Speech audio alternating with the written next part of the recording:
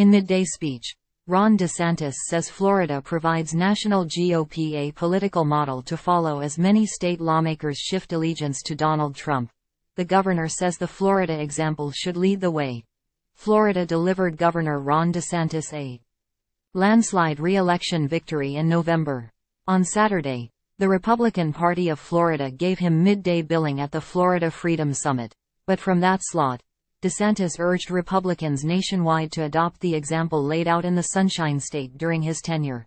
Florida has shown the way forward for the Republican Party, he said.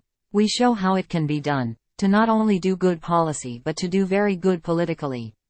So what is our model? How have we been able to do this? I think it's very simple. In Florida, we fight for you. The message came as scrutiny heightens whether the Republicans in Florida flourishing during his tenure will remain behind him as he runs for president.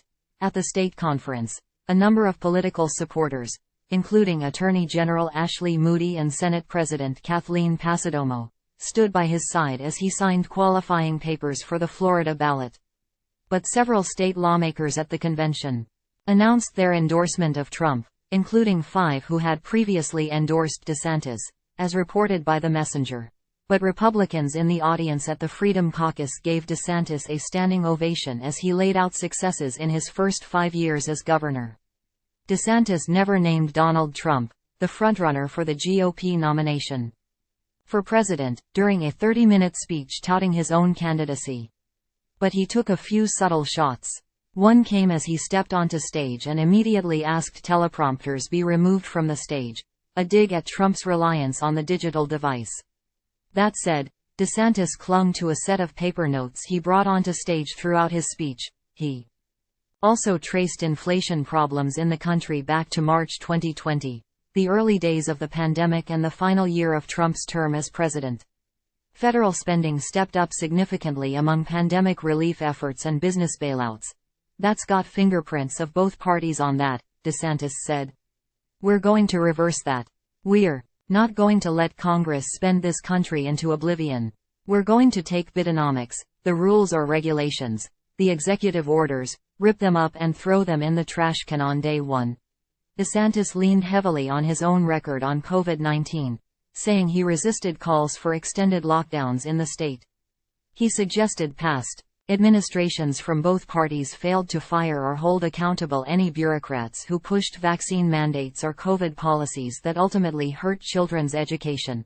First Lady Casey DeSantis, in introducing her husband on stage, also stressed his leadership in that crisis, and said voices on the left and right had pushed for more draconian measures.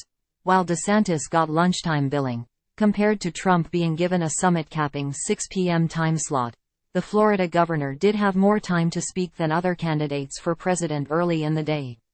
That doesn't count the introduction by his wife, if her time. Casey DeSantis touted some of the governor's fights for conservative principles against corporate entities. It was DeSantis who fought Disney when they tried to overturn parents' rights in this state, Casey DeSantis said. It was DeSantis who stared down the NCAA when they were trying to boycott the state over the governor's support of women competing in women's sports. As supporters distributed "Mamas for DeSantis" bags in the lobby of the summit, she leaned heavily on education reforms, including allowing more challenges to books on school shelves. Ron DeSantis asserted his success in Florida shows how conservatives can take institutions beyond government. We have beat them in the schools. We're beating them in the universities. We have beat them on things like corporate activism in corporate America, he said. When the left is attempting to impose its apologies on them, the state of Florida will stand up and we will fight back.